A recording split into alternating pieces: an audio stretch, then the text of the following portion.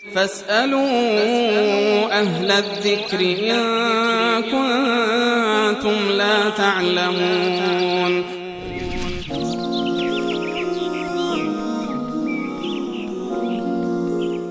سال بعدی آقا محمد از نروژ بود که سوال کردن که آیا خانم ها میتونن موقع نماز اذان بگن؟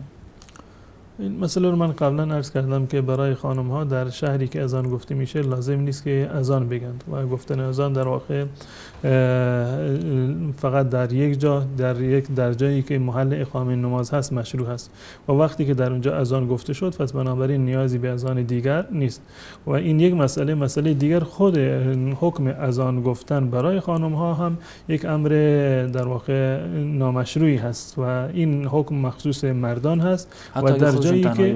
در جایی که در واقع اعلام برای نماز هست، یعنی خود این اذان در واقع به صدایی گفته میشه، به اذانی گفته میشه که با صدای بلند در ملأ عام گفته میشه تا تمام مردم این در واقع اذان رو بشنوند و سابقه نداشته که در تاریخ اسلام یک زنی بیاد به جای مردان در واقع اذان بگه. اما در جایی که خود زنها هستند به صورت انفرادی میتونند که مثلا اذان گفته شده، اقامه که همون اذان هست میتونه زن اقامه بگه در جایی که خود زنها هستند و نماز با جماعت زنها میخونه در اونجا جایز است. اما در جایی که جماعت مردانه هست در مسجد هست نه اذان زن و نه اقامش و نه